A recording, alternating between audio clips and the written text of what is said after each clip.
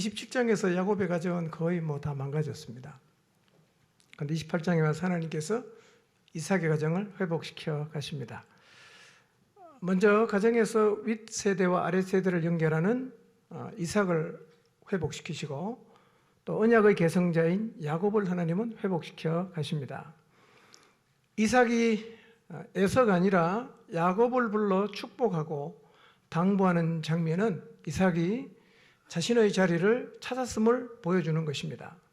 이삭의 첫 번째 당부는 결혼에 대한 당부였습니다.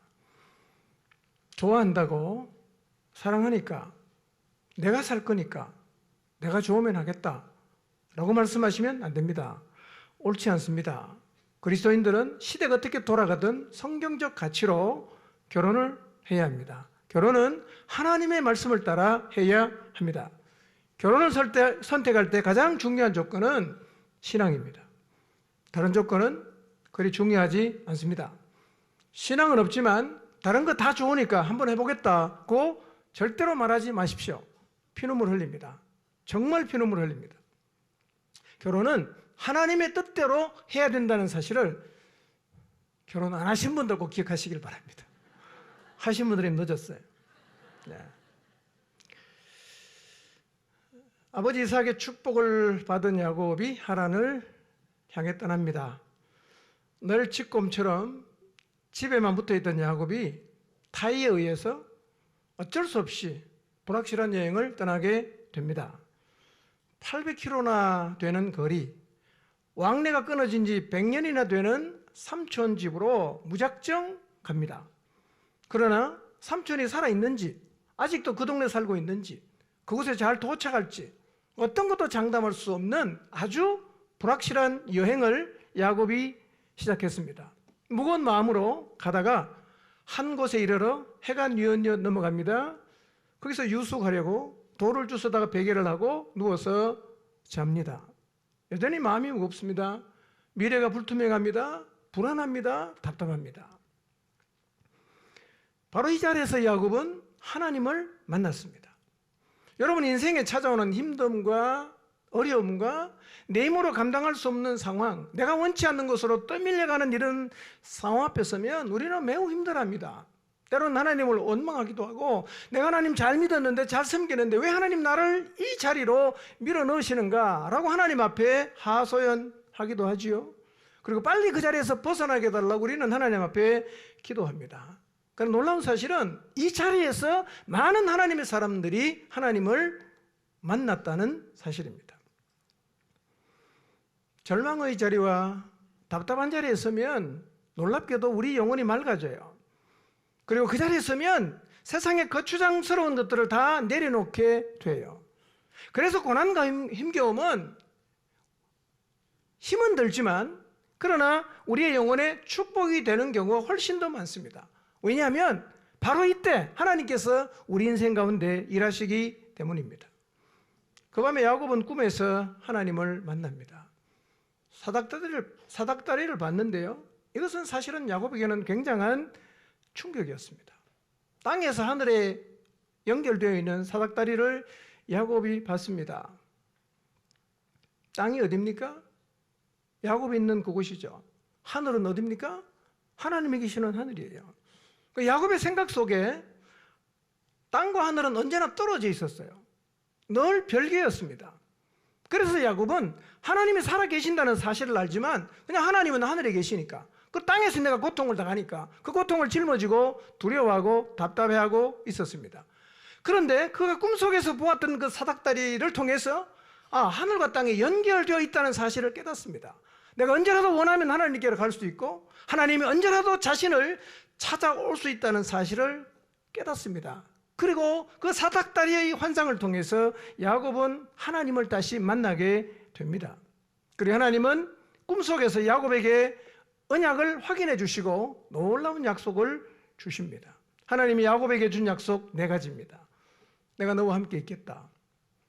어디로 가든지 지켜주겠다. 이 땅으로 돌아오게 하겠다. 내가 너에게 허락한 것을 다 이룰 때까지 너를 떠나지 않겠다. 사닥다리를 통해서 하늘과 땅이 연결되었다. 아, 하나님이 그럼 지금 여기도 계시겠구나. 내가 지금 여기서 하나님을 만날 수 있겠구나라는 사실을 깨닫습니다. 그리고 하나님의 약속을 다시 받아요.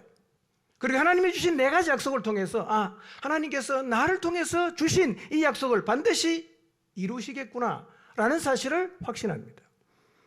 하나님을 만나고 나니까 믿음이 생겼어요.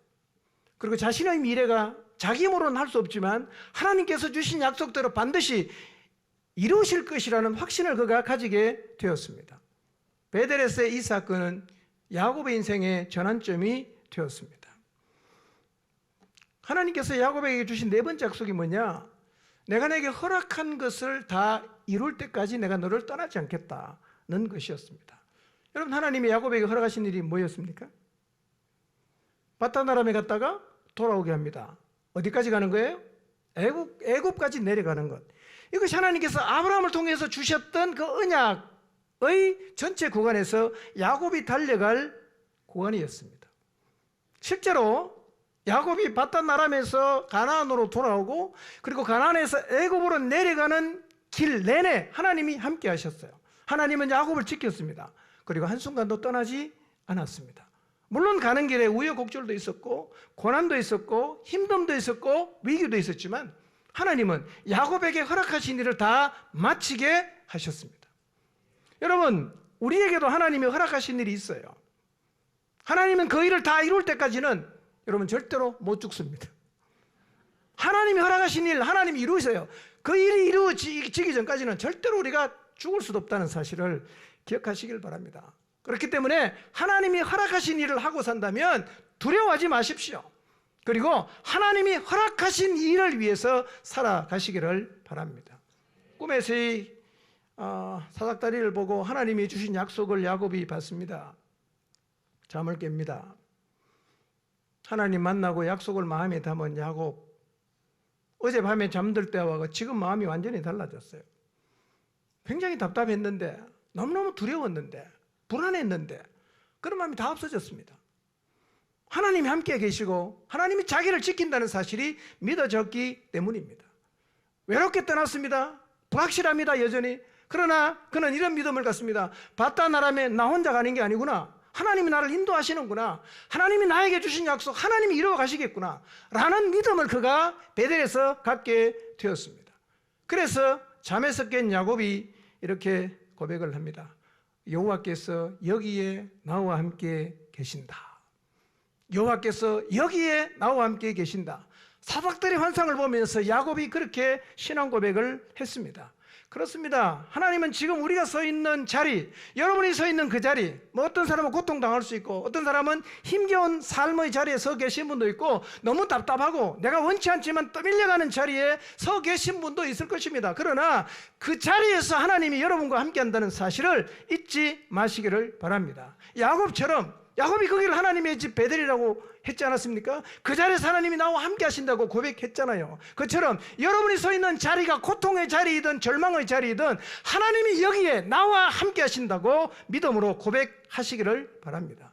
여러분, 세상에서 하나님이 함께하는 것만큼 축복은 없어요. 그런데 하나님은 우리에게 함께하겠다고 약속하시고 허락한 거 이룰 때까지 내가 절대로 너를 떠나지 않겠다고 약속하셨습니다. 이 약속을 믿으시기를 바랍니다. 하나님이 여러분과 함께한다는 사실을 믿으시기를 바랍니다. 그런데 야곱이 두려워해요. 물론 이 두려움은 미래에 대한 두려움, 상황에 대한 두려움이 아니라고 말씀을 드렸습니다. 여러분, 야곱이 이전에 뭘 두려워했습니까? 상황을 두려워했어요. 형을 두려워했습니다. 자기의 미래, 불확실한 미래를 보면서 두려워했습니다. 근데 이제는 두려워하긴 하는데 뭘 두려워하느냐? 그런 상황을 두려워하는 게 아니라 하나님을 두려워하는 거예요. 하나님을 두려워해요. 하나님의 약속과 복을 받으면서 야곱은 내게 복을 주신 분, 앞으로 내 삶을 인도하실 분이 하나님이라는 사실을 깊이 깨닫게 돼요. 그리고 갑자기 부끄러워집니다. 하나님이 약속하신 복 못 기다리고 거짓과 속임수로 그 복을 취하려 했던 자신의 모습이 보이면서 부끄러워합니다. 그리고 결심했겠죠. 이제는 이렇게 안 살겠다. 나 하나님을 믿고 하나님의 때를 기다리고 하나님 앞에 순종하며 살겠다고 고백을 합니다. 그리고 그는 그 자리에서 사람을 두려워하는 게 아니라 상황을 두려워하는 게 아니라 하나님을 두려워하기를 시작했습니다. 그리고 고백합니다. 자기가 서 있는 이 자리가 하나님이 계신 집이다. 이 자리가 하늘로 올라가는 하늘의 문이라고 고백합니다. 여러분이 서 있는 자리가 하나님의 집입니다. 우리가 서 있는 그곳이 하늘로 올라간 문이라는 사실을 잊지 마시기를 바랍니다. 어디에 있든지 무엇을 하든지 어떤 상황 앞에 서든지 간에 함께 하시는 하나님을 잊지 마시기를 바랍니다. 야곱이 일어나 베개로 삼았던 돌을 가져다가 기둥을 세웁니다. 그 위에 기름을 붓습니다. 그리고 그곳의 이름을 베델이라고 명명했습니다. 여러분 시계를 거꾸로 돌려서 하루 전만 돌아가 보세요. 어젯밤에 그곳이 어떤 곳이었습니까? 고통의 자리였죠. 어젯밤에 그곳은 어떤 곳이었습니까? 답답한 자리였어요. 불안한 자리였습니다. 그런데 그 밤에 야곱이 하나님을 만났어요. 그리고 어떻게 고백합니까? 여기가 고통의 자리가 아니라 하나님이 계시는 하나님의 집이라고 고백을 했어요.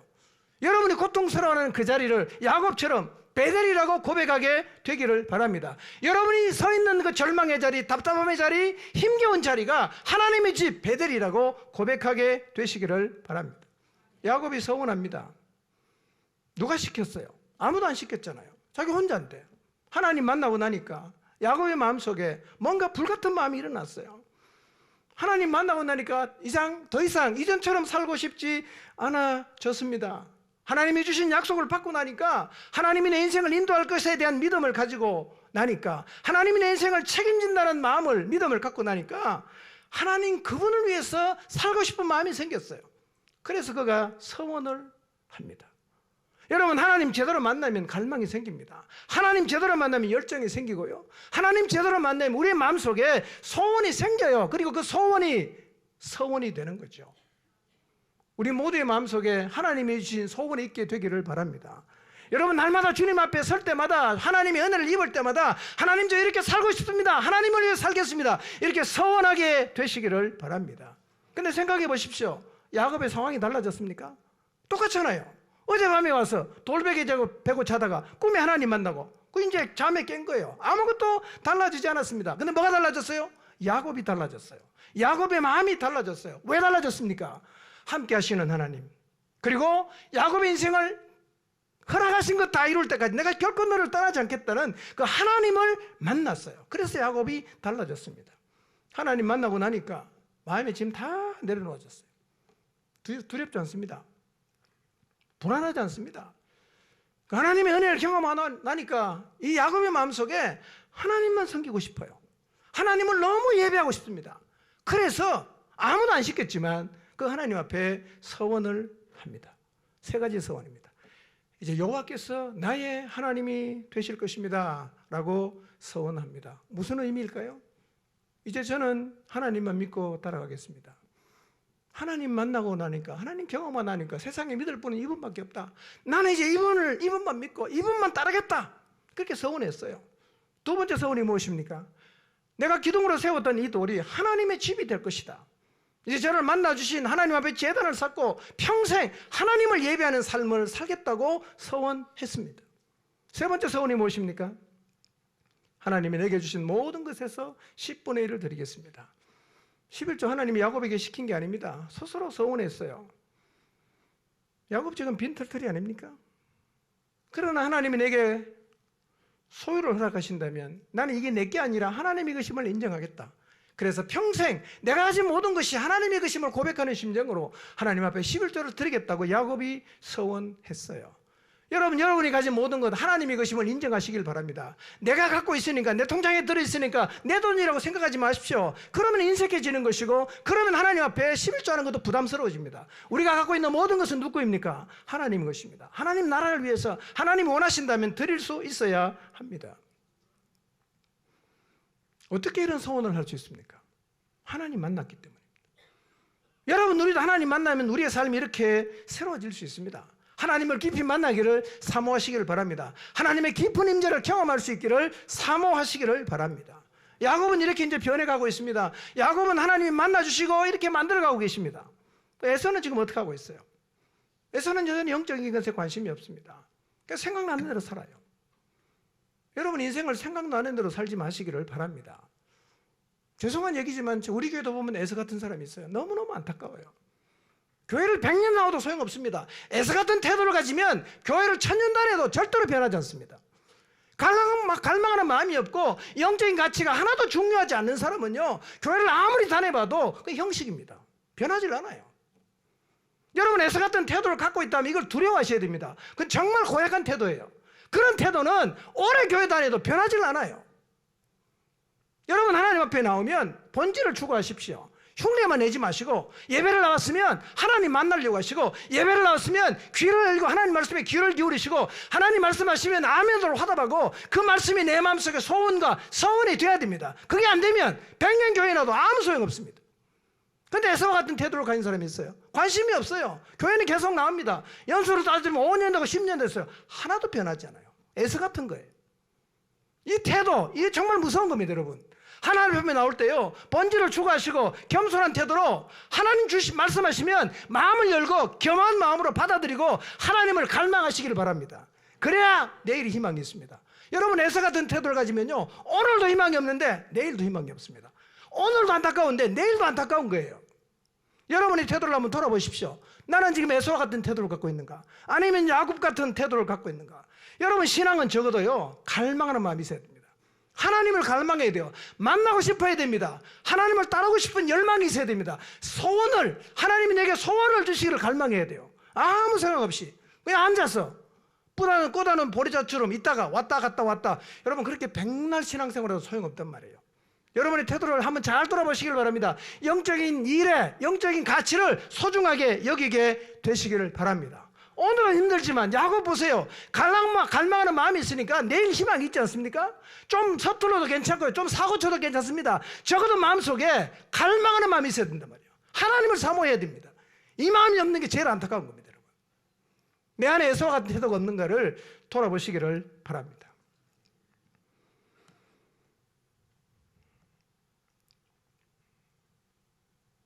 야곱처럼 하나님을 갈망하십시오. 하나님 만나기를 사모하십시오. 저는 이번 한 주 여러분이 정말 하나님 만나기를 갈망하는 마음으로 주님 앞에 나가게 되시기를 바랍니다. 기도하다가, 말씀 읽다가 다시 하나님을 만나게 되시기를 바랍니다. 그리고 우리 모두의 마음속에 하나님이 주시는 소원이 생겨나고, 그 소원이 너무 뜨거워서 하나님, 저 이렇게 살고 싶어요, 저 이렇게 살겠습니다, 하나님 앞에 서운하게 되는 은혜가 있기를 주님 이름으로 축원합니다. 기도합니다.